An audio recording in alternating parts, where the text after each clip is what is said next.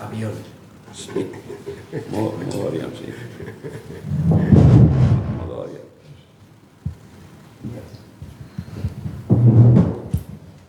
Buenas tardes.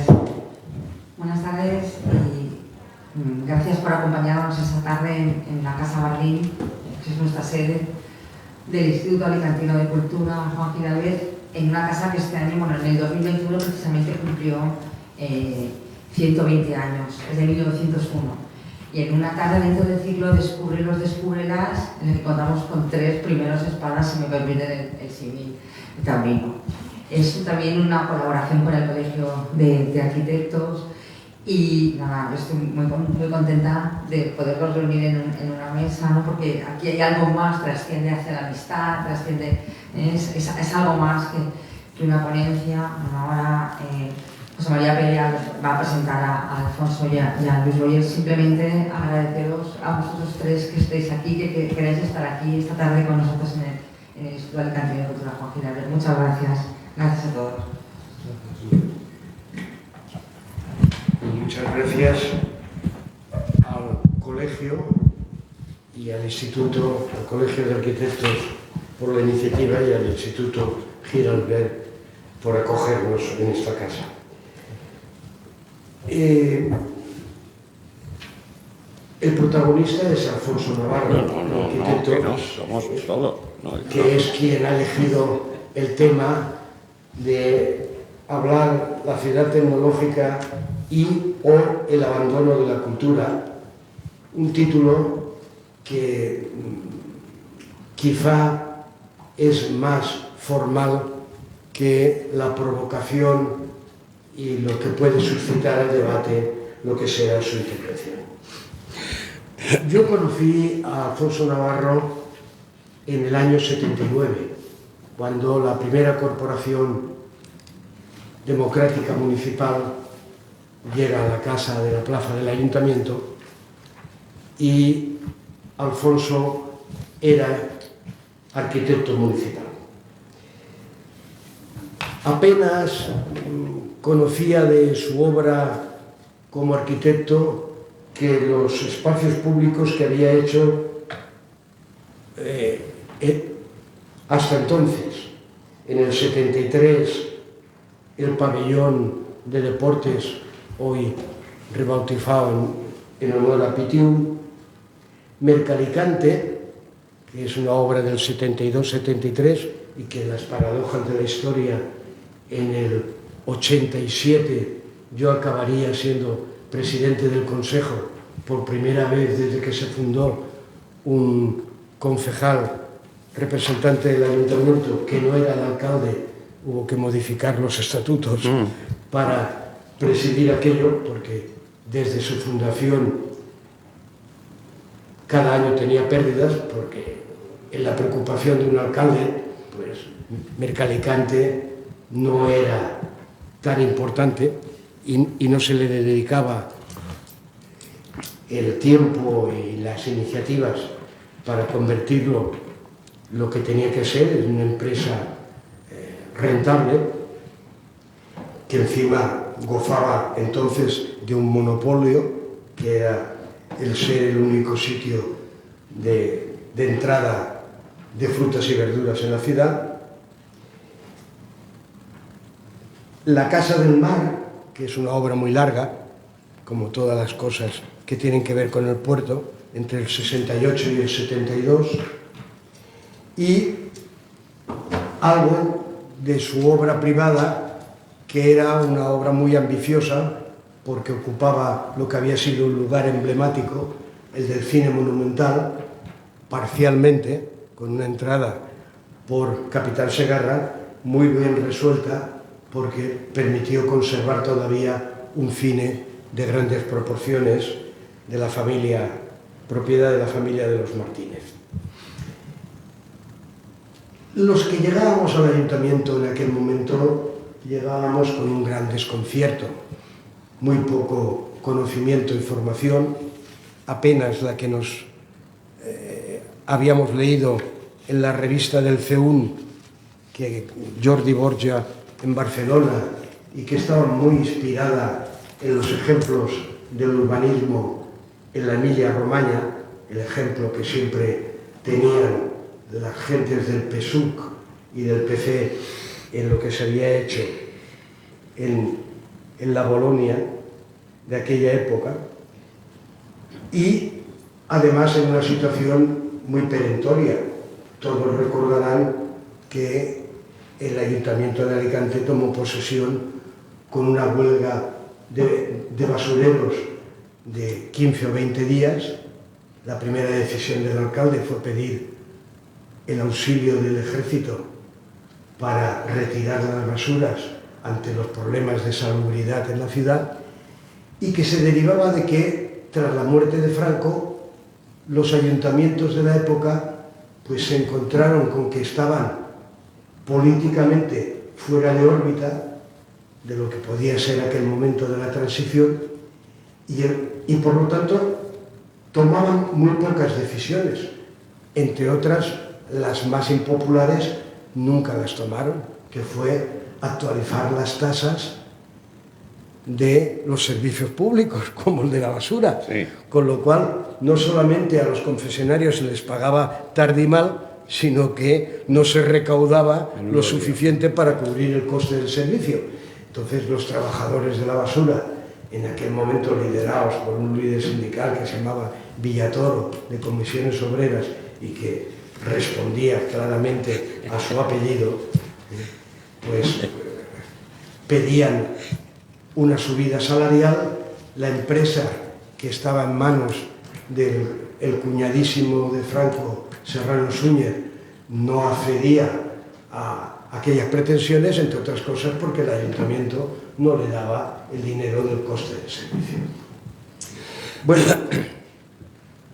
y en el tema urbanístico, municipal, lo más inmediato pues era las licencias de obras y poco más, porque el ayuntamiento tenía un plan general, el plan de García Solera del año 73-76, porque acaba aprobándose casi 3 años más tarde, y todavía aquello no era más que un dibujo. Fundamentalmente, lo más importante de aquel plan era la triple corona: la Gran Vía, la Vía Parque y un proyecto de circunvalación de la ciudad por autopista. Proyecto, por cierto, que es el único que estuvo a punto de romper el pacto, el gobierno de coalición que integrábamos el Partido Socialista, encabezado por el alcalde José Luis Lasaleta, y el Partido Comunista, del que yo era uno de los 4 integrantes, porque el gobierno de la UCD en aquel momento los intentó chantajear, presionado por Dragados y Construcciones y Ahumar, para que hacían la circunvalación a cambio de no participar en ninguna financiación ni de la Gran Vía ni de la Vía Parque, con todo lo que eso suponía, con las expectativas ya creadas y el diseño, y en algún caso los propietarios sabiendo, porque tenían allí una especie de columna dórica que habían plantado de escayola, que por allí iba a ir aquel viario. Y ahí por la playa de San Juan. Exacto, todavía quedaba. Y además teníamos las presiones de los vecinos que pedían lo más inmediato. Y lo más inmediato era arreglar la plaza de su barrio, poner juegos infantiles, Plantar árboles. plantar árboles, habilitar algún.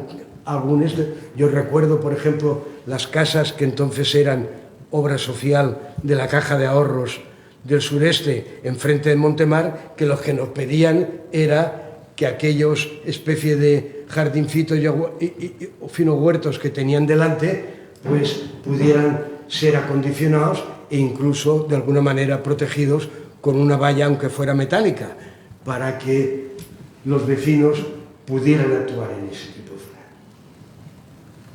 El urbanismo municipal también había cambiado, porque se había cerrado una época, y aquí está el decano del colegio que lo recordará, que es una época importante. El triunvirato, Miguel López, Paco Muñoz Llorens, que se jubiló siendo teniente alcalde de urbanismo del ayuntamiento, primer teniente alcalde, sí. y Alfonso Fajardo. Y la sombra del arquitecto del gobierno civil y de la Diputación y autor del plan general de Juan Antonio García Solera. Porque don Juan Vidal ya estaba en su refugio al final de esta calle, en el mirador de la Casa Carbonell, y recuerdo que yo como periodista había ido a verle alguna vez y lo único que evocaba era su frustración por no haber conseguido, pese a una obra de la que él estaba muy satisfecho, que era el Palacio de la Diputación, que la Avenida de la Estación se hubiera convertido, como él pretendía en los años veintitantos, final de los años 20, en una zona de capitalidad, donde se hubieran establecido los edificios más representativos de una capital de provincia. Y allí estaba Alfonso, con quien yo apenas tuve trato, porque en aquel momento me tocó asumir el tema de la gestión de las basuras, la recogida de residuos, y mi único objetivo era asesorarme de los ingenieros, de Vicente Terol y de José María Sin, todos bajo la supervisión de Alfredo Candela, que era el jefe de los ingenieros en el ayuntamiento, para elaborar un nuevo pliego de condiciones que conseguimos sacar adelante con el acuerdo unánime de la corporación y acabar, porque había acabado su contrato con Foxa, y fue cuando entró el grupo de construcciones y contratas. Y hacer un vertedero digno de tal nombre y no un vertido de los residuos en Foncalén, donde un tal Bonmatí del Bacarot aprovechaba lo que podía y lo vendía en Almería como compuesto orgánico, sin ninguna planta de tratamiento, separación, etcétera, etcétera.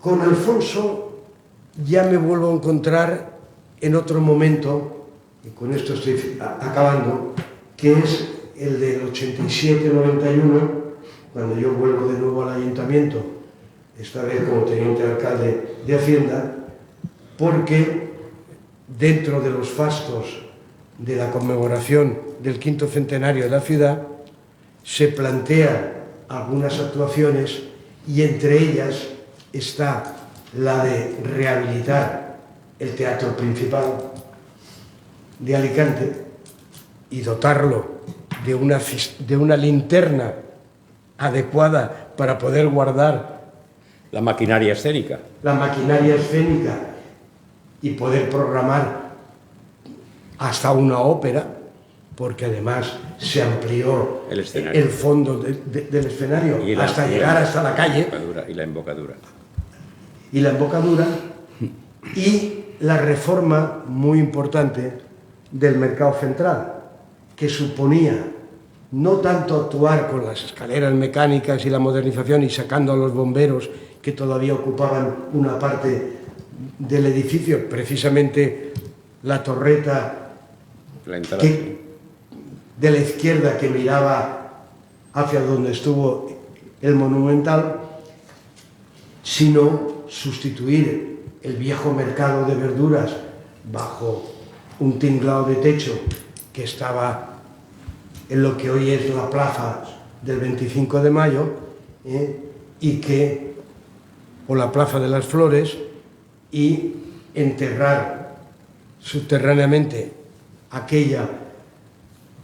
el tema del mercado de frutas y verduras, donde yo todavía recordaba de chiquillo haber ido a jugar por las tardes porque era un laberinto y todavía olía y había desperdicios de las frutas y verduras del mercadillo, del mercado por la mañana. Esa obra tuvo un problema serio con unas aguas subterráneas muy gordas, sí, sí, muy gordas, que desviar el colector. que venían y que explican por qué la Rambla era Rambla y por qué la calle Bailén, mi madre la conocía como el Barranquet, porque por allí discurrían las aguas. O César el Guefábal, la calle del Jumillano, era conocida como el Carrer del Diluvi.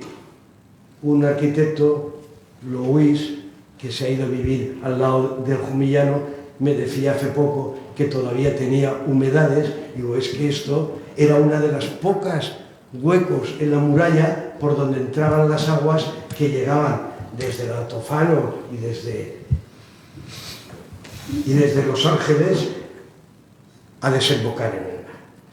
Ahí conocí a Alfonso e iniciamos una relación que posteriormente, cuando yo ya dejé la política y volví a trabajar en el periódico, nos volvimos a reencontrar en mi época de Martín Mateo, rector, y yo gerente de Fundeún en la universidad, 91-93, donde él ya estaba actuando en lo que era el diseño del nuevo campus, y entramos en una fase en la que ya, cuando nos hemos encontrado, pues hemos hablado de nuestra preocupación por la ciudad y de nuestro amor por la ciudad. Y ese es el tema que encierra lo de la ciudad tecnológica o el abandono de la cultura.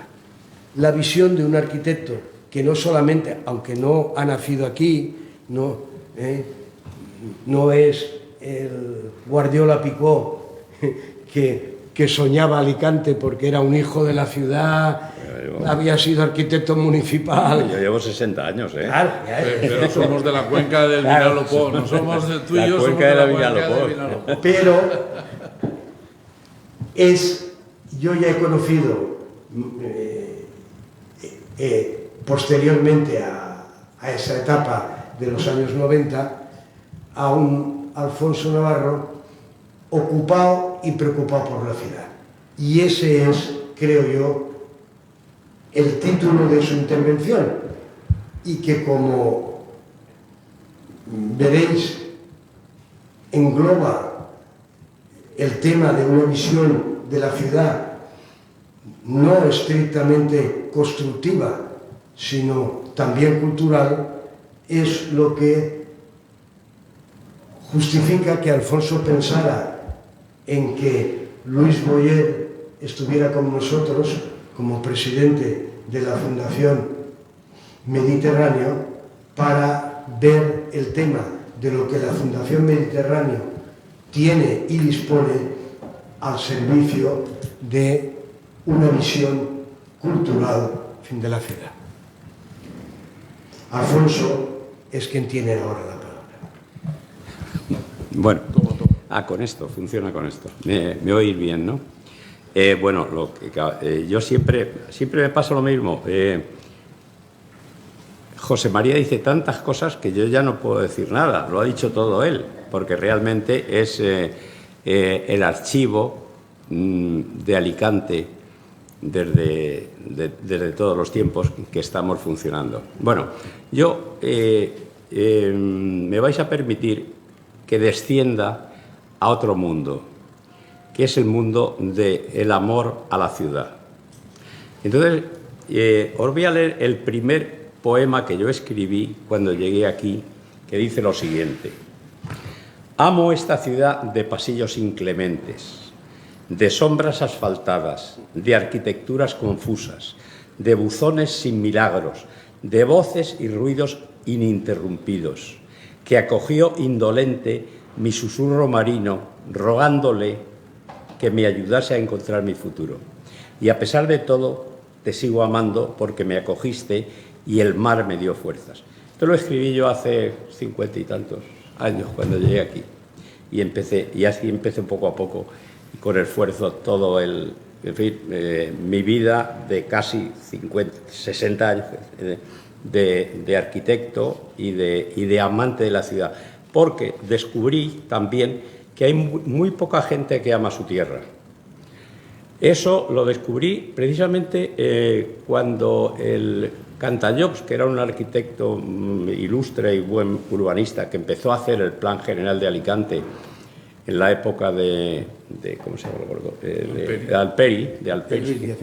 De Ruiz Díaz Alperi, y en fin, tuve con él bastante relación. Me dijo, es que no he encontrado ningún sitio donde la gente quiera tampoco a su tierra. Y además es verdad, si analizamos las cosas, el desastre que se ha hecho en toda esta ciudad, en toda esta costa, a pesar de los esfuerzos que algunos hemos hecho por mantenerla, es tremendo, ¿no? Entonces, claro, sobre la ciudad hay tanto que decir, pero sobre todo lo que hay que hacer es amarla. Y claro, yo desde el punto de vista arquitectónico, desde el punto de vista urbanístico, desde el punto de vista de ciudadano, pues entonces estaba analizando la ciudad como, en fin, como un ente y como un arte. Os voy a leer una cosa de un exalcalde de Elche, amante de la ciudad de Girona, Manolo Rodríguez Macía, que decía: entendemos la ciudad como un hecho cultural, producto de la convivencia humana, además del resultado de una dinámica económica originada en una necesidad de intercambio, etcétera, etcétera. Y además yo añado que la ciudad es el resumen de la vida de los seres humanos, quizá una de las más altas creaciones de la colectividad humana e incluso, indudablemente y singularmente, una obra de arte.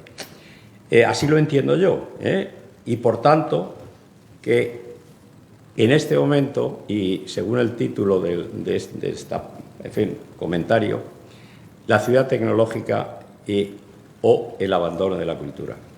Pero la cultura que no es solamente, como ya os dirá luego Luis, las exposiciones, los teatros, los museos, tal, es sobre todo la cultura, es la relación humana de los ciudadanos que viven y tienen que participar en ella.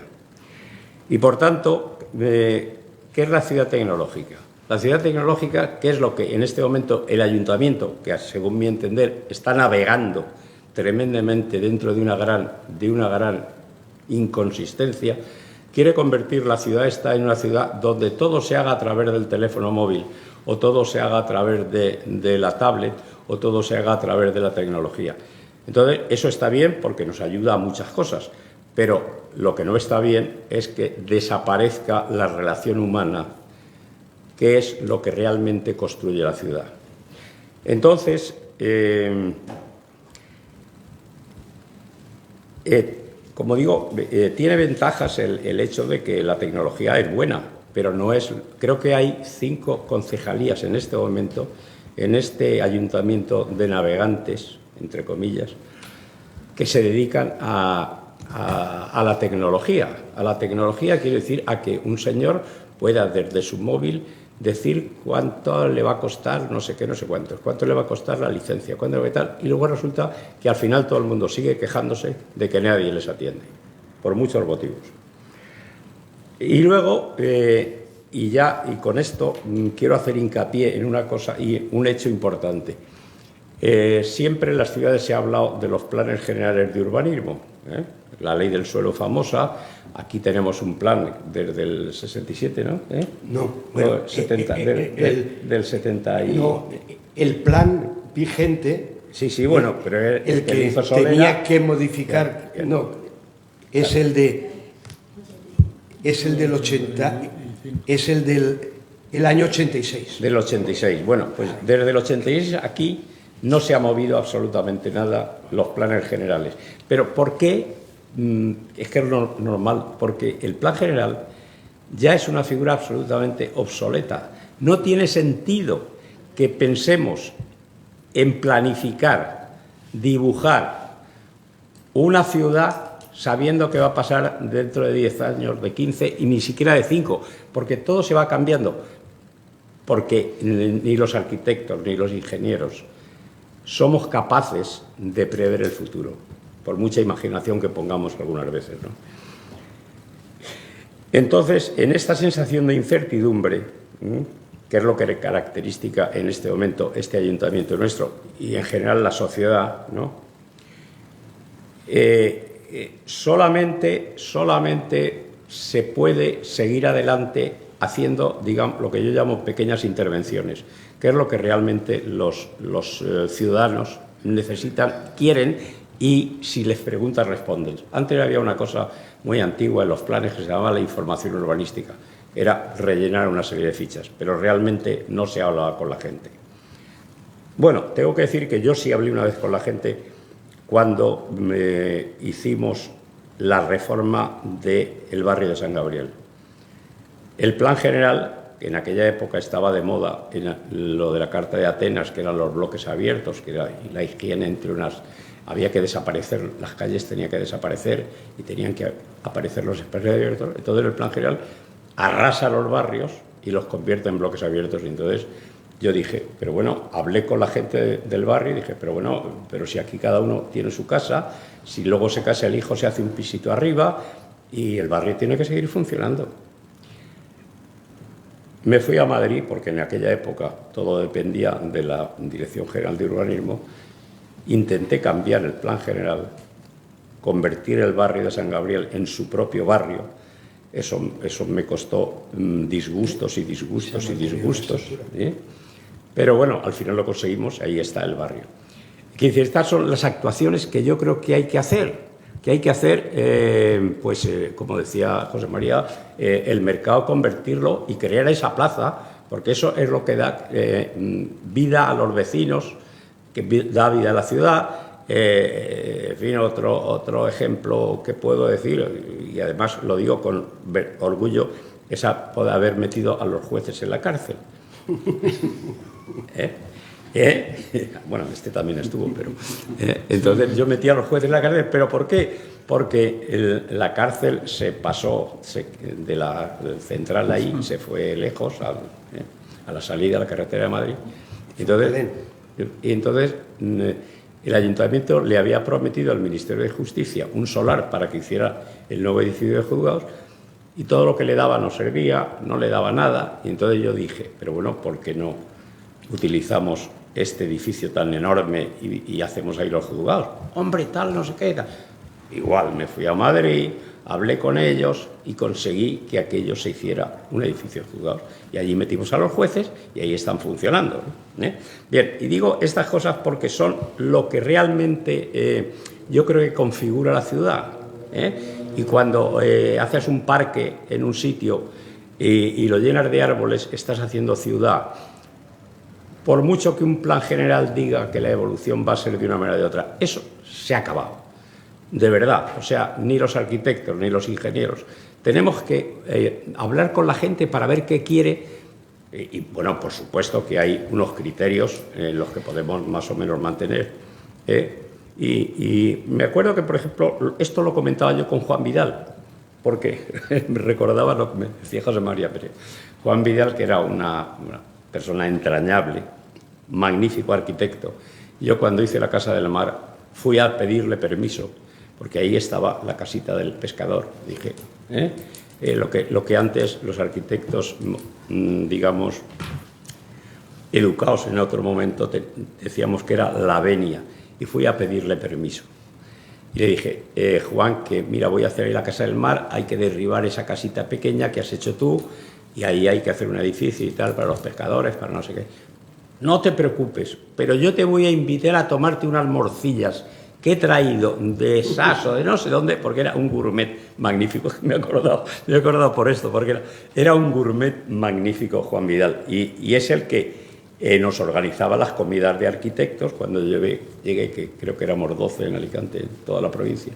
Y entonces Juan Vidal se encargaba de la comida y nos daba unas comidas fantásticas, ¿eh? Y me decía, dice, esto es lo que yo realmente sé hacer, ¿eh? Bien. Y claro, por eso veréis que la tecnología está bien, ¿eh?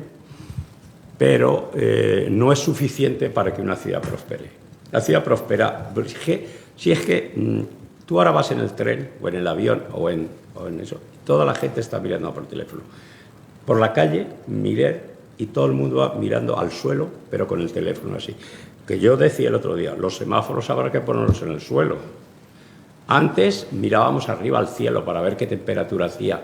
Después pasamos a la cota 3 de los 3 metros, que es la primera planta. Y ahora la ciudad se hunde porque la gente mira al suelo, porque mira el teléfono. Y como digo, hay que poner los semáforos en las aceras, en el suelo, porque ¿dónde se va a mirar la gente? ¿No? Avisos para que mires hacia el frente antes de cruzar.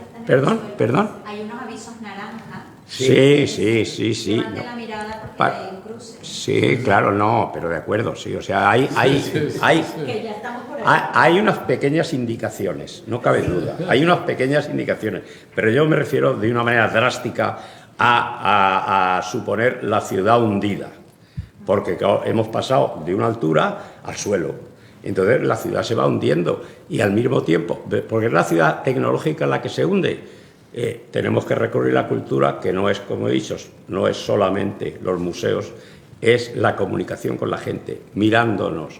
El otro día, en un parque, vi a una chica, por cierto, guapa y muy bien vestida, cosa que me llamó la atención, que además estaba leyendo un libro de papel. Dije, hombre, enhorabuena, mira, qué alegría me da verte leer un libro de papel. Porque claro, todo el mundo en el tren, en el avión, todo eso que va con la tablet, con no sé qué, y hay pocos que vivimos todavía con el papel y con la pluma, ¿no? Bien, y entonces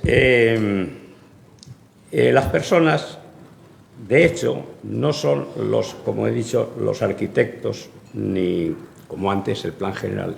Los planes generales estaban ocultos para que nadie se enterase, ¿no? Se enterase en los ayuntamientos, tal, qué iba a pasar con los solares, como hemos vivido, desgraciadamente, una época en que el solar se convertía en urbanizable y valía mucho más. Entonces, esa especie de ley, ¿cómo se llama? Lo de que hicieron en Albacete.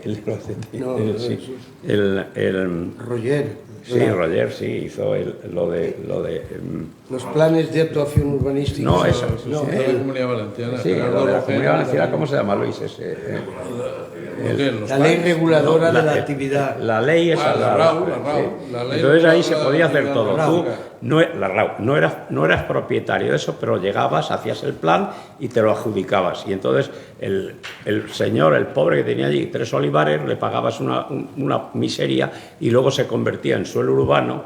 Y eso lo hemos vivido, desgraciadamente, en unas épocas aquí no muy lejanas y todavía porque no se han enterado que eso no es hacer ciudad, eso es destruir ciudad. Mira, hay otra cosa que yo me ha interesado mucho, que ha sido, históricamente en Alicante se hacía el cultivo del fondillón, el vino fondillón, del fondillón, que se exportaba, se llevaba a Francia hasta la corte de Luis XIV y tal. Y a Catalina la Grande. Y a Rusia y tal, el fondillón. Desde el puerto de Alicante, los toneles, y todo eso se cultivaba aquí entre Monóvar y tal, la Condomina, había. Nosotros intentamos, además con mi amigo Antonio Moreno, y algunos bodegueros, rescatar esos territorios para cultivar las viñas, para volver a hacer el fondillón. Y entonces yo planteé un plan, que era, el propietario de ese terreno cultiva leña, se puede hacer una casita y nosotros le pagamos en vino al cabo del año. Bueno, claro, naturalmente esas cosas no han prosperado, ni han prosperado, pero porque o pertenecen a la poética de un imaginario o pertenecen sencillamente a que la ciudad no quiere seguir los pasos de convertirlo en algo singular. Vamos a ver, de ahora en adelante casi todas las ciudades de España van a identificarse. ¿Por qué? Porque tienen un sistema tecnológico magnífico, porque tú puedes apretar un botón y en el ayuntamiento decirte una cosa, otra y tal, pero por favor, si es que tenemos que pensar en estimar nuestras singularidades. Llevamos peleando muchos años para que quiten la autopista que pasa por la carretera, que es que pasa por delante del puerto, que se convirtió en pase marítimo. Yo cuando estaba haciendo la Casa del Mar, la Guardia Civil me puso una multa porque aparqué el coche allí delante de la obra, porque era carretera nacional. Carretera nacional. Entonces, hemos luchado, pero no se ha conseguido y los ayuntamientos no se plantean, ¿en serio, quitar de ahí el tráfico? Si tenemos, es el balcón al mar que tenemos. Mira lo que ha hecho Málaga. Málaga es una ciudad que podemos seguir un ejemplo bastante bueno. Es una ciudad de las características de Alicante, mediterránea, vertida al mar. Aquí, a pesar de que teóricamente digan que es una ciudad vertida al mar están los coches, pero no están los ciudadanos. No está, y luego de pronto aparece el bodrio ese, con perdón, arquitectónico que han hecho ahí delante del puerto para una oficina de no se sabe qué. Que yo le dije, hombre, si tenemos ahí un edificio antiguo, ahí delante de la... que era la aduana, que se podía restaurar y hacer ahí una cosa, y eso está abandonado, donde estaba antes lo de las vacunas. Y así sucesivamente. Entonces, al final, pues, de hecho, no son las personas las que tienen que participar en los proyectos, y mucho menos los diseñadores, y mucho menos los arquitectos, y mucho menos los urbanistas. Tenemos que ser el conjunto de la gente que se quiera y que quiera la ciudad. Y eso se consigue haciendo partícipes a los ciudadanos para que la ciudad evolucione. Porque por muchos planes que hagamos, la ciudad evoluciona según los convivientes. Ni más ni menos. Y esa es la realidad. ¿Qué tenemos que hacer nosotros, los arquitectos, los diseñadores y tal? Tratar de embellecer ese desarrollo. ¿Qué es lo que de verdad tenemos que hacer? O sea, como ha dicho José María Ese, cuando lo del mercado, yo le llamé la Plaza de las Flores. Se había creado un nuevo espacio allí, que luego hicieron allí unas cosas y tal, pero bueno, pero era donde estaban las flores, donde están ahora las flores, que estaban en otro sitio, las quitaron y tal. Pero bueno, era la Plaza de las Flores, era una cosa nueva, y yo creo que eso es lo que realmente hay que hacer. Y con esto le doy paso a Luis, porque ya no quiero aburriros más con estas historias, para que hable de la cultura que realmente tenemos, pero que practicamos poco en esta ciudad. Y colorín colorado, este cuento se acabó. Muchas gracias, Alfonso. Muchas gracias. Sí, buenas tardes. De los temas que han estado hablando mis compañeros de mesa hasta este momento, pues la verdad es que yo me engancharía sin problema, porque mis últimos años de actividad profesional han estado dedicados al urbanismo, ¿no? Y entonces, hablando de esta ciudad, que yo llevo aquí cerca de 20 años viviendo, aunque soy de Novelda, pero por circunstancias de la vida, pues recalé en Valencia. Sí, tú eres de la cuenca del Vinalopó, Y entonces, pues cosas que a mí me llamaron la atención. Yo estuve en la época del rector Ordóñez y luego seguí con Jiménez Ranera en lo que ahora es el Parque Científico Tecnológico. Entonces, el Parque Científico Tecnológico, lo comento como anécdota, ¿no? Es la primera vez que la Universidad de Alicante toca territorio de Alicante. Hasta ahora toda la universidad estaba en San Vicente. No os podéis imaginar, o no se pueden imaginar, los problemas que tuvimos para lanzar aquel proyecto. Hasta que un día, persona a la que conocía y nos teníamos aprecio mutuo, con independencia de las tendencias políticas de cada uno, vino a una reunión un conseller de urbanismo, se llamaba García Antón, y que tenía como gerente del Instituto Valenciano de la Vivienda a Javier Sobor, que luego estuvo una temporada como gerente de la fundación. Y antes de la reunión tuvimos la suerte, porque el rector estaba presente, de tener unas pequeñas palabras. Y le dije, esto no va para adelante, José Ramón, esto no va para adelante. Dije, déjame, Luis. Y en la reunión colectiva, dije, Señor alcalde, ¿quiere usted que desde la Consellería, o quieres que desde la Consellería desarrollemos esto? El alcalde en aquel momento, del mismo partido y tal, por eso digo que a veces son las personas, ¿no? Digo, sí, tira para adelante con este tema. Lo asumió la Consellería y se hizo el Parque Científico Tecnológico, que curiosamente... ¿Qué? Como el tranvía, que nunca lo aprobó el ayuntamiento. Bueno, pues no lo sabía, yo no sabía lo del tranvía, ¿no? Claro. Y entonces son cosas que te llaman la atención. Entonces, a mí esta ciudad, y ya entro en los temas culturales, me da la sensación de estar inarticulada. Es decir, que ha habido desarrollos, pero no ha habido una articulación. Es decir, si uno se plantea, se pone en medio de la Rambla y dice, pues ahora me voy para la Albufera. Para la Albufera, bueno, si me voy bordeando el mar, han arreglado ya un paseo marítimo, pero no está terminado completamente y tal. Y si me voy por detrás del castillo, un tráfico impresionante, una acera muy pequeña pegada al él, y entonces ¿qué me tengo que ir? Por el Pla, y por el Pla bajar allí hasta, ¿cómo se llama? El supermercado este que hay, luego seguir hacia abajo, tirar a la derecha y por el camino antiguo donde estaba el colegio francés.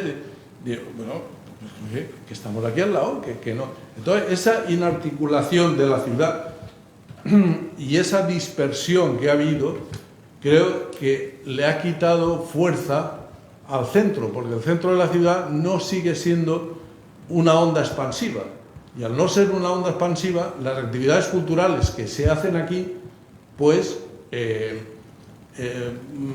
van teniendo menos fuerza, y entonces ese es uno de los problemas que yo veo en Alicante.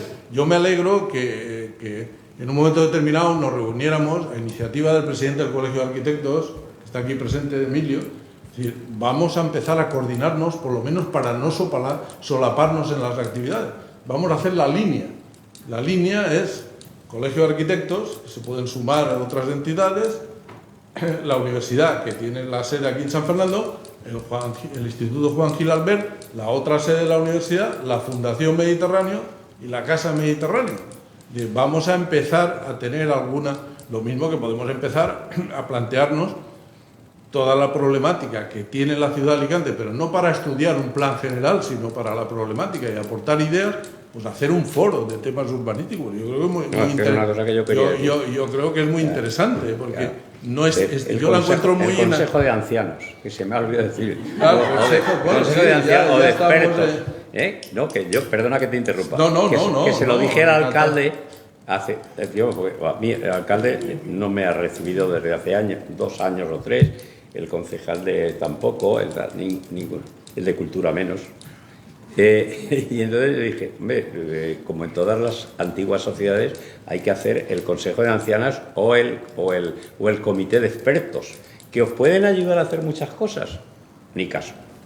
Sí, no, pues en esa línea va, porque hay otras ciudades que han crecido mucho y y hay macro ciudades comparados con Alicante, pero hay una conexión, ¿no? Aquí se interrumpe la ciudad. El que vive en el Pau 5 no viene a Alicante, salvo que sea para cosas muy concretas. Con lo cual, te llama la atención de que una ciudad con 30.000 habitantes a mediados del siglo XIX, con la ciudad amurallada, pues hiciera una catedral civil dedicada a la cultura, por llamarlo de alguna forma, que era el teatro principal. Es decir, eso y resulta que las calles ni estaban asfaltadas ni habían farolas. Y la gente iba y aquello tenía actividad, porque hemos hecho una exposición, ya entro en el tema cultural, en colaboración con el Ayuntamiento de Alicante, a través de la Concejalía de Cultura, que en este caso concreto tengo que decir que el concejal Manresa pues, se ha portado muy bien, y hemos hecho se ha hecho una gran exposición. Los fondos son nuestros y los medios materiales los ha puesto el Ayuntamiento. Que se ha hecho digitalizar todos los fondos que interesaban para la exposición, y ha estado expuesta en la Llotjeta. Yo creo que debería haber estado expuesta más tiempo. Entonces, toma esto, Emilio, por si te apetece, antes de que... Ahora luego lo repartiré a todos, porque tenemos una gran exposición de pintura. ¿Cuándo hay que evidenciar la necesidad de la coordinación? Dale una. Y entonces nosotros lo que me había perdido un poquito. La exposición de la... Sí, de la exposición del teatro principal. Bueno, si en aquel momento, con tan pocos habitantes que tenía, se hace esto, ahora, y lo he hablado con personas que ya llevan muchos años en la fundación, y sé que no está mal, es decir, lo que programamos tiene respuesta, pero comparado con otras épocas no es lo mismo la cantidad de personas. Es decir, ciudades donde el centro sigue teniendo mucho más peso, como puede ser Elche, por otro sitio, no digo Elche porque tenemos en el centro de Elche una sala de exposiciones, un aula de cultura, pues la afluencia de gente pues, es mayor. Entonces nosotros, ya entro en el tema, desde la fundación nos hemos planteado, cuando hemos podido plantearnos, ¿no? Porque yo recuerdo que tomé posesión a finales de julio del 2016 y el 10 de agosto me llegó una notificación de la Audiencia Nacional diciendo que en 10 días teníamos que darle una relación de inmuebles por valor de 30 millones de euros para responder solidariamente por si existía una condena a los antiguos directivos de la CAM, nosotros, solidariamente con el Sabadell, poder responder de esa condena. Y luego estaban las cuotas, eso era una cosa, y aparte estaban las cuotas. Y entonces tuvimos la suerte de que el día anterior se había publicado la noticia que nos iban a exigir 200 y pico millones o 2.000 millones, yo no me acuerdo. Sé que el Sabadell bajó como era solidaria la responsabilidad, cuando de 200 y pico o 2.000 y pico bajó a 30 millones, el Sabadell automáticamente aportó ese dinero, con lo cual nosotros dijimos, si es solidario, ya lo ha aportado una de las partes, nosotros lo tenemos que aportarlo y nos libramos. Y luego están las cuotas participativas, que sabíamos que se habían emitido 300 millones, pero no sabíamos cuántas reclamaciones podían existir. Sabíamos que 100 millones eran institucionales, con lo cual de esos 200 había una nebulosa ahí que no sabía. Hemos tenido 5.000 pleitos, más de 5.000 pleitos en toda España. Y ahora el Supremo dice que nosotros lo que hemos pagado, porque a nosotros nos reclamábamos como si la cuota participativa hubiese sido una emisión de la obra social, que es lo que nosotros heredamos, no del negocio financiero, y hemos estado pagando. Al principio pagábamos nosotros solos, por un error de un despacho de abogados que contrató el FROP en su momento, que no se defendió, no llamó al Sabadell ante los tribunales y fuimos los únicos condenados. Entonces tuvimos que darle la vuelta hasta el final. Las condenas eran solidarias a los dos y ahora ya el Supremo dice que nosotros vamos a reclamar. Ya hemos presentado la primera reclamación y seguiremos reclamando lo que hemos pagado.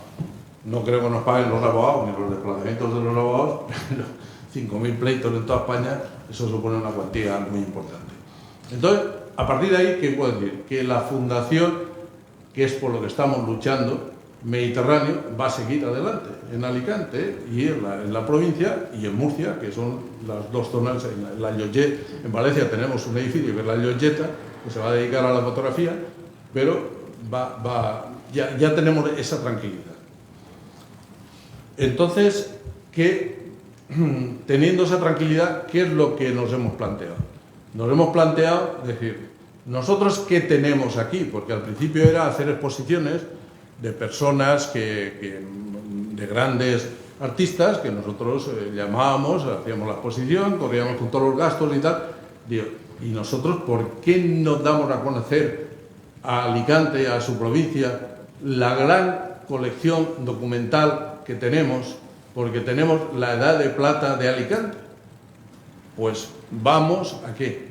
A sacar de un archivo que hay que subir, primero unas escaleras, luego otras, y recuerdo como anécdota al conseller que ya por su edad, yo sé que quería retirarse de Hacienda, Vicent Soler, que un día vino a ver donde tenemos guardados los legados, y de momento me oigo: Luis, que m'ha perdut, vine, sácame de aquí, que no sé si... Claro, aquello es un laberinto y entonces decimos, bueno, ¿qué vamos a hacer? Vamos a dar a conocer a la ciudadanía, y sobre todo a Alicantina, los legados que tenemos, que se conozcan, y más en una época digital, de WhatsApp, de Facebook, de tal, que se conozcan lo que son los documentos, lo que era una carta, lo que es una postal con un sello, lo que son el intercambio entre la gente que forma la Edad de Plata de Alicante. Lo primero que hicimos, ¿qué fue? Lo primero que hicimos fue, en el espacio que anteriormente era la sala de lectura de la Biblioteca Gabriel Miró, donde venían 1 o 2 personas, digo, bueno, pues en vez de tener esto, vamos a pensar sobre todo en toda la ciudadanía y fundamentalmente en los escolares. ¿Y qué hicimos? Poner documentos que se habían intercambiado y tenían relación entre Eusebio Sempere, Gabriel Miró, Varela, Azorín. Y Óscar Esplá. Azorín está en Monóvar. Y entonces, como teníamos allí también un sarcófago, pues ese sarcófago lo sacamos de donde estaba para ir a verlo, pues había que entrar bajo llave y tal. Pues vamos a exponer el despacho de Gabriel Miró, y que todo el mundo que quiera pueda venir y ver el despacho de Gabriel Miró junto al piano de Óscar Esplá, que estaba cedido, o se lo regaló Óscar Esplá, Gabriel Miró, y estaba en su despacho en Madrid. Pues está ese despacho, están documentos donde se ve la relación entre los 4, y se ha dejado un espacio libre, se ha puesto una gran pantalla para que los chavales y chavalas pueden sentarse en el suelo, estar allí, y se dan las clases didácticas. ¿Qué nos ha interrumpido esto? El famoso COVID, porque esto estaba preparado para... Esto se inaugura a finales del 19 y el COVID viene a principios del 20. Viene el director del Instituto Cervantes a su inauguración, Luis García Montero, vino el presidente de la Diputación y vino también el actual alcalde de Alicante. Y también pasaron por allí el presidente de la Generalitat y el presidente del Gobierno, que el presidente del Gobierno iba a dar un mitin en el aula de cultura y llegó media hora tarde, porque se estuvo mirando todo aquello. Y entonces ahí que se ve la relación entre estas 4 personalidades que los fondos los tenemos nosotros. Esos fondos no son unos fondos, una exposición de pintura, de escultura, de los nuevos sistemas que hay, de vídeos y tal, es más llamativa, pero yo creo que si nosotros tenemos eso, lo tenemos que dar a conocer. Y entonces, para el año próximo, lo que es la sala de exposiciones, que cumple 50 años, la vamos a dedicar casi todo el año, o el tiempo que sea necesario, a exponer los 16 legados que tenemos en la Fundación. Traeremos parte de los que no están aquí, algún que son Azorín, y el legado de Jorge, que está en Monóvar, y el legado de Jorge Juan, que está en Novelda. Y entonces, para que se conozca. Y a eso le uniremos la parte de bibliofilia que tiene la biblioteca Gabriel Miró. Eso se conserva perfectamente, lo que no hay es una sala de lectura, porque no venía la gente desde que se abrió el espacio de San Fernando, no acudía prácticamente gente, y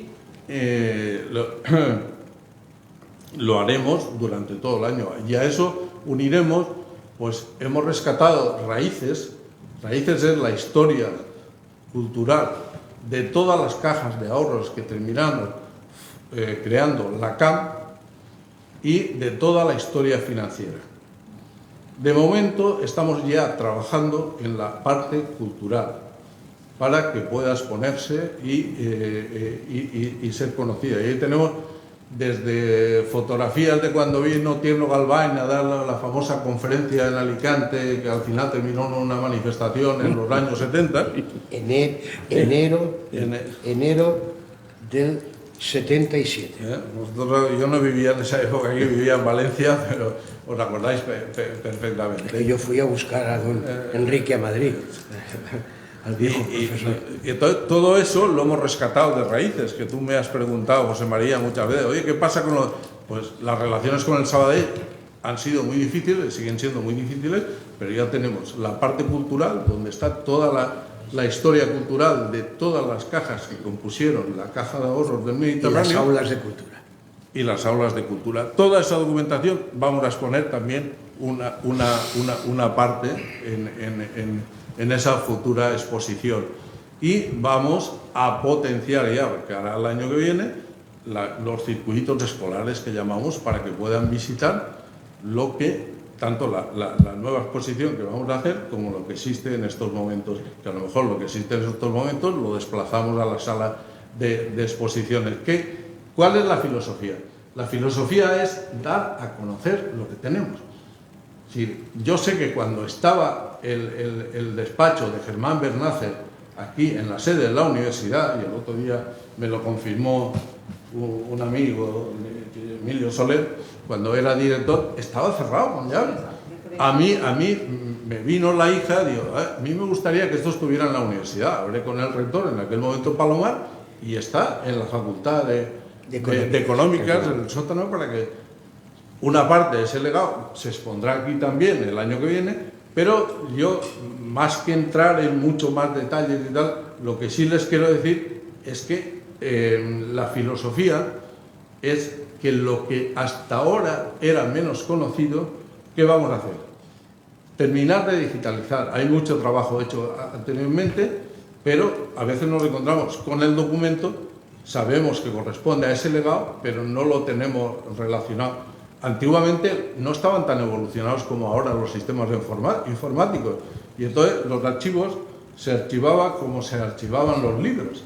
Un archivo de un legado tiene fotografías, tiene cartas, tiene postales, tiene dibujos, no es la misma, y entonces ya estamos con un nuevo sistema informático que hemos contratado, digitalizando todo. Entonces vamos a digitalizar, a seguir digitalizando, es decir, aprovechar lo que está digitalizado y catalogarlo, y digitalizarlo con un nuevo sistema, no solo para saber lo que hay en cada legado, sino para saber la relación que puede haber entre unos legados y a otros, porque hay un gran cruce de documentos entre, igual que hablaba antes, entre Óscar Esplá, Eusebio Pérez o Gabriel Miró, por citar algunos. Y lo que nos ha llamado mucho la atención, y de lo cual estamos muy agradecidos, y con esto ya luego termino y cualquier pregunta que me quieran hacer, es que cada vez están acudiendo más estudiosos, investigadores, porque lo que hemos puesto es, hemos abierto una sala donde estaba el despacho de Gabriel Miró antes cerrado, una sala de investigadores para que puedan venir allí e investigar. Universidades, tanto de Alicante, de Sevilla, de Murcia, de Valencia, y un par de ellas de Estados Unidos y dos o tres de Francia y tal, que se están interesando cada uno por una serie de legados. Tenemos ya enlistado más de 100 investigadores que están viniendo de forma rotativa. Entonces, vamos a potenciar lo que tenemos, y luego, pues ya, si en un momento determinado cambian las tornas y se pueden adquirir más cuadros, más esculturas o más documentos, pues lo haremos. De momento vamos a exponer lo que tenemos. Con esta idea y conectado con el tema de la ciudad y de potenciar cosas muy interesantes que tenemos, yo creo, aquí en la ciudad de Alicante, pues con esta filosofía y la de crear cultura en la ciudad de Alicante, es dentro de la línea que estamos llevando. Yo con esto pues no quiero alargarme más, para que no sea... Y cualquier cosa, cualquier pregunta, pues a vuestra disposición. Bueno. Adelante. A ver, yo quería hacer un comentario como una crítica constructiva, porque yo creo que el desarrollo urbanístico en Alicante no soy ni arquitecta, ni ingeniera, ni no soy maestra. Mejor. ¿No se me oye? Sí, sí. Bueno, sí. Bueno, pues eso, que el desarrollo urbanístico ha deshumanizado mucho la ciudad y yo la veo estéticamente más fea. Cuando yo veo fotografías de los años 50, veo una explanada con unos edificios preciosos que ahora te encuentras mezclado edificios con mucha categoría, como incluso hay un edificio que no me acuerdo el nombre, que se vendió en la mitad del edificio. Aquí al lado, aquí. La Casa Alberola. Lo comentábamos antes, sí. Unas barbaridades increíbles. Entonces, bueno, todo eso ya está hecho, pero donde viene la crítica constructiva es el papel de los políticos, por supuesto, de los gobiernos municipales y de la arquitectura, de los arquitectos. Quiero decir que cuando se construye un edificio o se planifica una zona, si le estamos dando prioridad a los coches que puedan circular, pero hay muchos coches, las personas no van a poder circular. Hacemos unas aceras estrechas y las calles para que circulen los coches, al final la gente no puede bajar, los niños no pueden bajar a jugar en la calle, los ancianos que viven en edificios están encerrados, no pueden salir, porque hasta que llegan a un parque tienes que atravesar, pues fíjate, estas aceras estrechas de aquí. Sí, Yo de pequeña si yo tiene jugaba, ascensor, si bueno, tiene además, ascensor, si tiene ascensor, pero bueno, es una cosa más moderna. que hay barrios enteros, Florida, Ciudad de Asís, Claro. etcétera, etcétera, que carecen Yo de he ascensor. vivido en la Florida y yo he jugado en la calle. Entonces hemos esa humanización de las personas que nos conocíamos, los padres de mis amigos, bueno, como lo cuentan, ¿eh? Sí, no, sí. Hoy en día, ¿dónde puedes hacer eso? Las urbanizaciones, que son urbanizaciones cerradas, que eso, bueno, pues esa urbanización, en las zonas donde puede haber urbanización, como en la playa o en Mabel, es un escape, pero más artificial. Entonces, por ejemplo, me parece muy importante que dentro de las ciudades, dentro de Alicante, hubiese seguido habiendo colegios. Incluso algo de la universidad, yo acabo de estar en Bari y la universidad está en el centro de Bari. Entonces hay una vida de gente joven, hay una vida increíble. Los niños no solamente ya no bajan a jugar, sino que no van andando al colegio. Con lo cual, luego a nivel de sostenibilidad, todos tienen que coger un autobús o un coche. Por las mañanas tú ves el tráfico que hay en Alicante, que entre los coches que van los padres a llevar a los niños al colegio y los autobuses, se colapsa todo. Entonces, todas estas decisiones que se toman van de ir al colegio, los tenemos los padres, llegan en el cole, en el coche con las maquinitas hasta que llegan al colegio. Que todos son muchas cosas, todas las decisiones traen detrás una forma de vivir distinta. Completamente, por eso decía yo que los planes generales estos tradicionales están deshumanizando la ciudad. Entonces, cuando tú ves un plan general, lo más importante es el tráfico, la conexión, el desarrollo, como yo le decía a un alcalde, en este caso a una alcaldesa, que esta ciudad tiene que crecer. Digo, ¿pero para qué? Lo que hay que hacer es mejorar lo que tenemos. No crecer. No, es que Alicante al final se debe convertir en una ciudad de 500.000 habitantes. Pero si no guardas los 200.000 que tienes y los mejoras, ¿para qué quieres crecer? Entonces, por eso yo insisto en que esas teorías tradicionales de los planes generales, de ver el desarrollo de las zonas rurales convertidas en urbanizaciones, etcétera, etcétera, no han hecho más que deshumanizar la ciudad. Realmente lo que está diciendo, los niños van andando, todos antes hemos jugado en la calle, ahora no se puede jugar en la calle, los coches son más importantes que las personas, y ese es el problema que tenemos gordo, grande, y donde los ayuntamientos en general, ya no solamente pero que están navegando sin saber qué camino van a tomar. Y yo lo ratifico porque lo conozco desde el principio, ¿no? Por este camino que vamos, esta ciudad no mejora. No mejora, ¿eh? Se deshumaniza, que es lo que tú estás diciendo, ¿no? Y yo quería añadir una cosa, es decir, el debate, si vieron este domingo, no, el anterior, el dominical del País, el magazine de colores, el debate sobre las ciudades que hoy se plantea ya no es el de los planes generales, sino el de cómo, primero, hacer las ciudades sostenibles, segundo, cómo conseguir el objetivo aquel de todo a 15 minutos. A 15 minutos andando, que es lo que tardaría yo entonces, supongo, de ir de la calle Bafán donde nací y vivía al colegio de los salesianos que estaba detrás en la calle San Juan Bosco, que es lo que hay que hacer y lo que tardarían los chiquitos de Benalúa de ir al colegio cuando estaba en la calle donde estaba el colegio. Ahora, desgraciadamente, en lo que es el centro de la ciudad no queda más que un colegio público, que es el de San Roque en el barrio. Es el único que queda, porque ya ha desaparecido públicos y privados, porque Jesús María estaba donde estáis vosotros. Sí, del aula de cultura. Eso me han dicho, sí. Yo lo he conocido. Que ahí estudió mi madre. Sí, ahí estaba Jesús María. Pero es que las calasancias estaban en la calle Mayor, encima de la tapicería de los Itier. Y los maristas enfrente de la Diputación. Y los maristas enfrente de la Diputación y los salesianos en la parte de atrás. Es decir, todo eso ha desaparecido.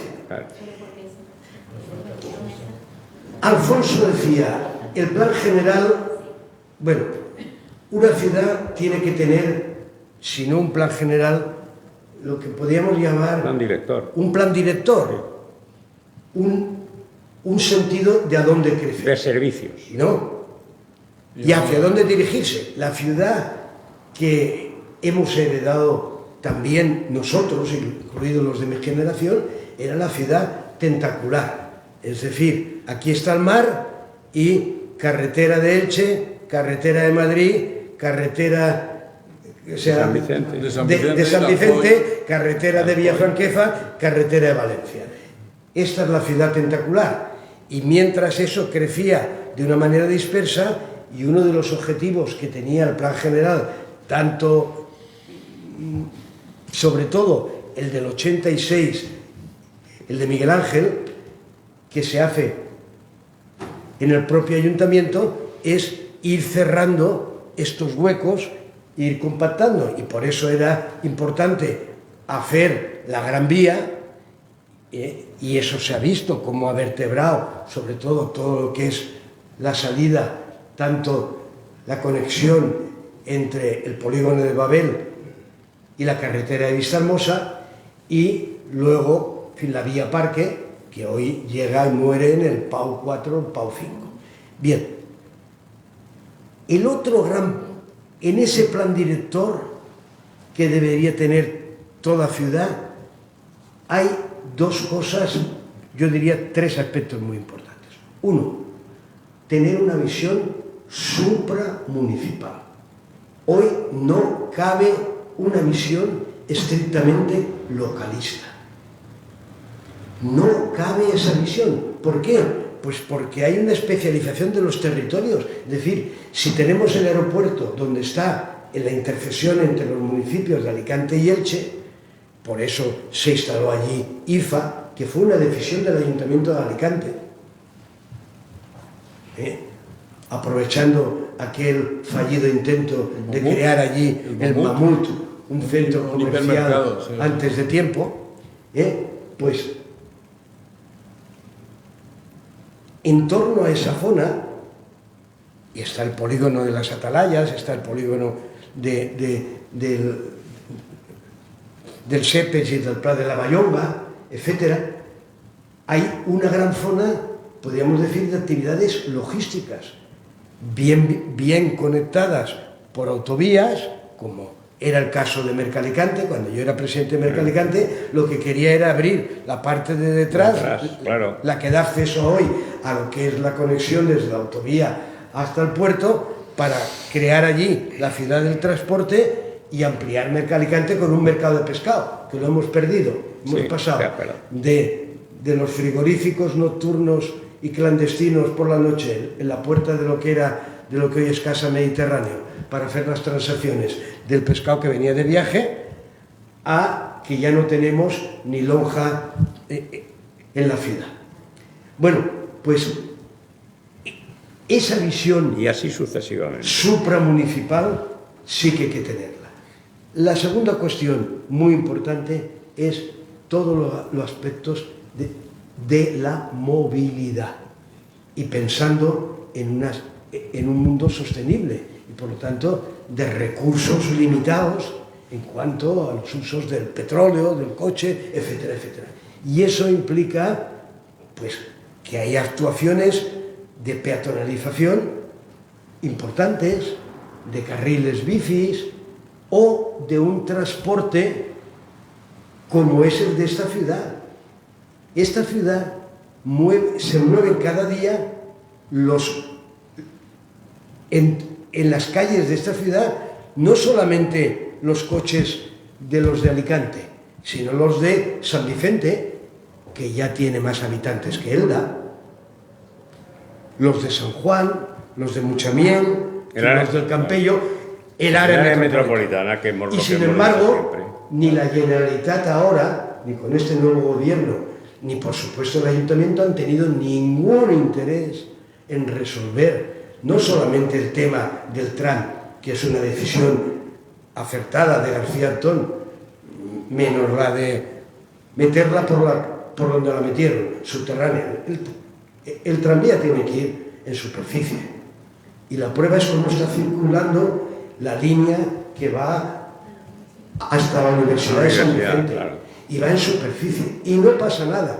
¿Qué hay al año? 1 o 2 accidentes por colisión de coche de alguien que no respeta el semáforo para el paso, pero el tranvía tiene que ir en superficie, y el tranvía tendría que ser metropolitano. El primer proyecto de tranvía que se hace en Alicante a principios del siglo XX era un tranvía que unía Alicante con San Vicente, Villafranqueza, Muchamiel y Alicante, es decir, sustituyendo los antiguos tranvías de mulas.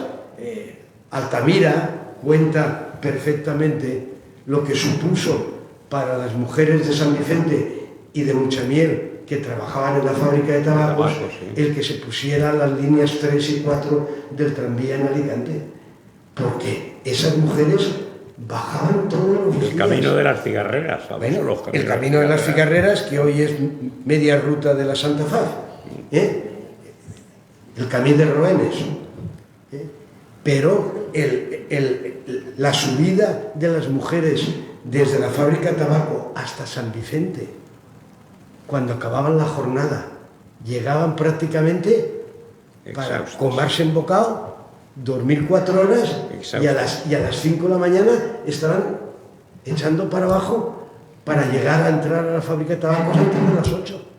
Bueno, esa visión hoy, que se intenta recuperar con lo del tranvía, se podía haber hecho cuando además el Ayuntamiento de Alicante, en la época 87-91, obligamos a que, y para eso se tenía que servir la mancomunidad del Alacantí, no solamente para la depuradora de Orgegia. La mancomunidad del Alacantí estaba pensada para mancomunar el transporte, y por eso forzamos que los dueños de Masatusa compraran las líneas de la Alcoyana con San Vicente y con Muchamiel para unir algún día el transporte conjuntamente. Y lo han hecho bastante bien. Sí, pero no tenemos ahora un billete único. Tenemos el bono de los jubilados, el bono de los estudiantes. Lo tenemos, sí, claro. Pero lo que no hay es un billete único de transporte que permita cercanías, de Renfe, transporte de la Generalitat y autobuses. Y el que vive en mucha miel sabe lo que le cuesta todavía Tiene que venir en coche, desplazarse a Alicante. Y la tercera cuestión que es importante en ese plan director. Una ciudad en la que se agudiza cada vez más la desigualdad social no tiene futuro, ni cultural, ni tecnológico, ni digital, ni mandangas. Es decir, esta ciudad es una ciudad, por su emplazamiento, por su climatología, por sus comunicaciones, idónea para el asentamiento de gente, no en la ciudad, estoy pensando en el territorio, en nuevas actividades, y en una ciudad en donde ya empezamos a tener problemas serios de pobreza e imaginación, con lo que eso supone, con barrios enteros que ya no están más arriba del CEMER de Marco, ya no están en Juan 23, segundo sector, ni en Colonia Requena, ya están en Carolinas bajas, altas y bajas, ya empieza a haber zonas marginales en Florida y en Ciudad de Asís. Es decir, eso hay que actuar, y ahí tiene que actuar el ayuntamiento. Y a lo mejor la actuación en Ciudad de Asís es ayudar a que las casas tengan ascensores para que la población que vive en un cuarto y que no puede bajar, y menos con el carrito de la compra para esto, abandone el barrio y acabe convirtiéndose en pisos pateras, que es lo que está sucediendo en muchas de esas zonas de la ciudad. Y eso es una ciudad que, por muy plano bien diseñado por mucha filigrana que hagáis los arquitectos, insisto que no tiene futuro. No, evidentemente, pero es que ya corroborando todo lo que dice José María, y con esto, yo creo que hay una cosa importante que yo decía, es que la gente no ama la ciudad. Mira, hay una cosa que yo siempre he escrito que dice, amar a Dios todavía más o menos el que pueda, y es realmente fácil, pero amar al prójimo es lo verdaderamente difícil. Entonces, si no se ama al prójimo, no se ama a la ciudad, y no se ama, no amando a los ciudadanos, no podemos construir ciudad. Hoy me pasa una cosa curiosa.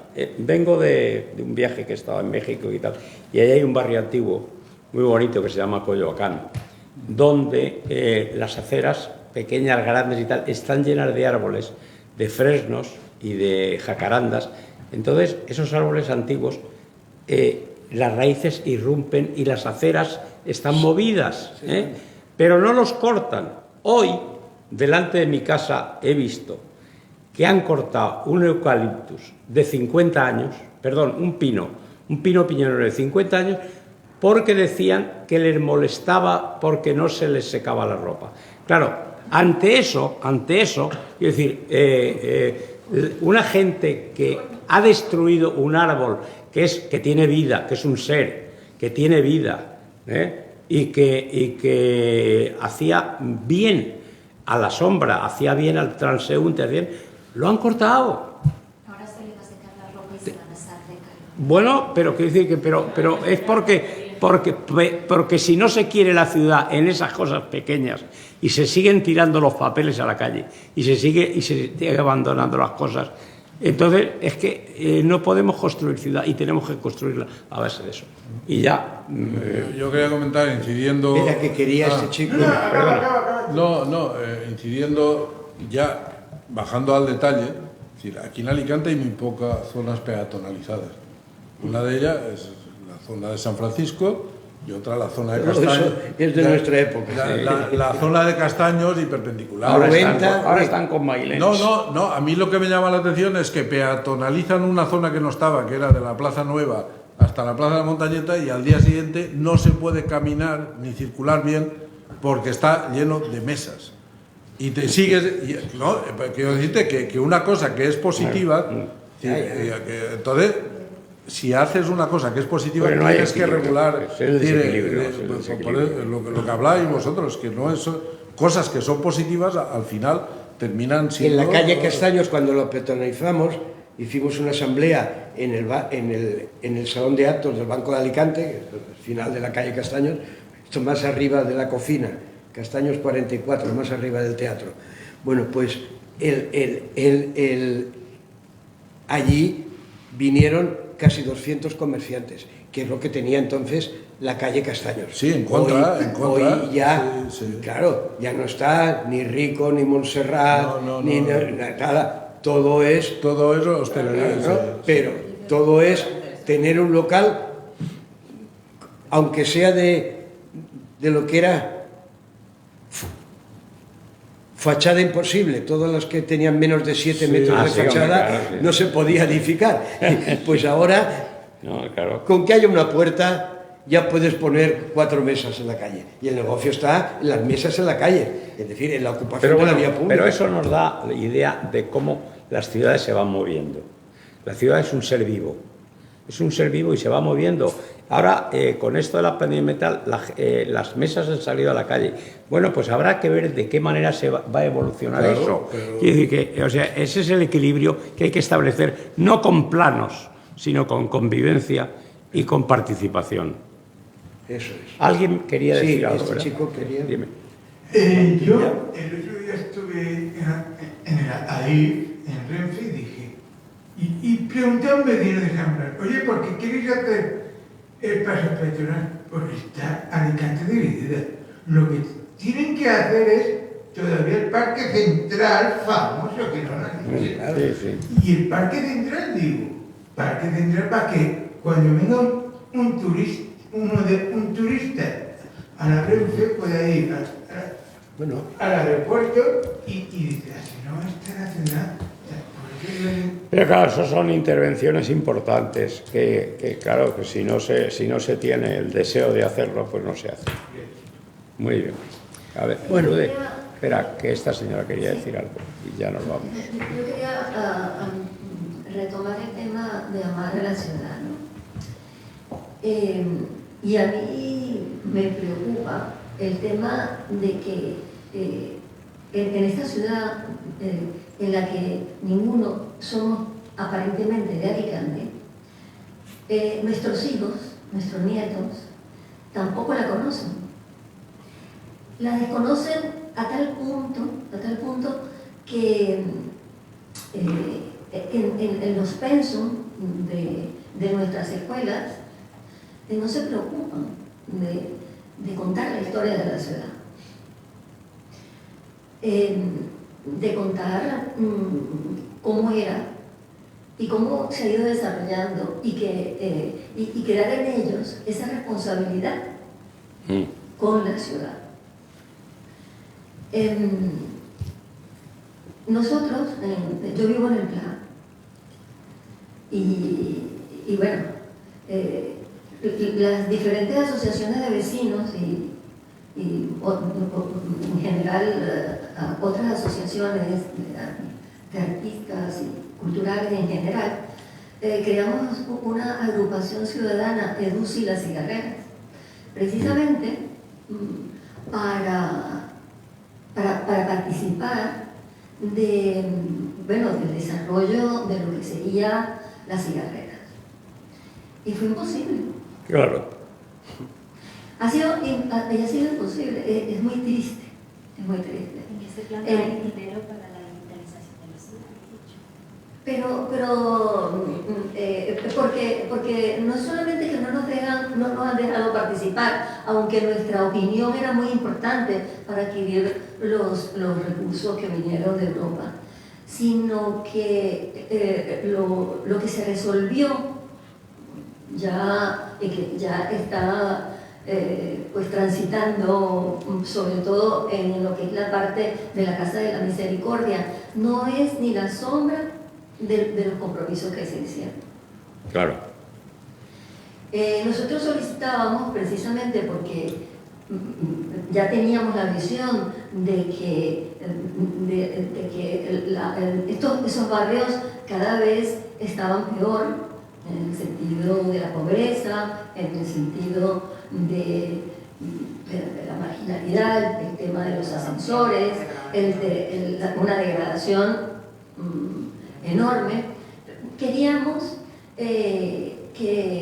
porque no tenemos una biblioteca en todo el sector, queríamos que lo primero que se hiciera fuera la biblioteca, precisamente para atraer a la gente a esos espacios y que creciera. Entonces, 3 puntos. No podemos tener ciudadanos que quieran a la ciudad si no la conocen. Y el otro punto es que los que queremos a la ciudad tenemos que tratar de que en la escuela se enseñe la historia de la ciudad, que haya una pequeña cátedra esa oportunidad, por ejemplo, que nace ahora de nuevo, esta apertura de la Casa del Mediterráneo. Pues hay que aprovecharla, pero hay que hacer la conexión. Los jóvenes y los niños no van a ir a la Casa de la No, tienen que venir a través de los colegios, claro. Pero si eso no está insertado en la escuela, tampoco van a acudir. No sé si me explican. Perfectamente, pero esa cuestión es que no hay participación ciudadana real. Entonces, Alicante debe crecer en altura ya que el terreno es finito y expulsar a los coches del centro de la ciudad. Esto lo dice el ayuntamiento. El ayuntamiento, la directora de la Oficina Municipal del Plan General de Ordenación Urbana. Bien, la nueva. Pues yo lo comprendo, entiendo su buena voluntad, su poca experiencia en los temas urbanísticos, pero claro, no cuenta con 2 cosas importantes. El plan general no vale para nada, pero para nada, absolutamente, más que para confundir y obstaculizar el desarrollo de la ciudad. Y luego, en segundo lugar, que es lo que usted dice y estamos hablando, si no hay participación ciudadana, no hay desarrollo. No hay desarrollo porque los que vivimos en la ciudad somos los ciudadanos, los que la sufrimos y los que la queremos. Yo a ella precisamente le pregunté que si iba precisamente a tener un espacio para la participación. Bueno, sencillamente me dijo que no, porque eso sería después. Ya, entonces, pero bueno, claro. yo te participo, pero no participo. Ya, pues eso, sí, precisamente el recorte lo he traído. No lo quería sacar, pero bueno, con lo que usted ha dicho, es que es el recorte que salió en el periódico. Claro. Una de las cosas más desgraciadas que ha ocurrido con la fábrica de tabaco, que yo va para 16 años que ya no estoy en activo, pero el eje cultural, aula de cultura,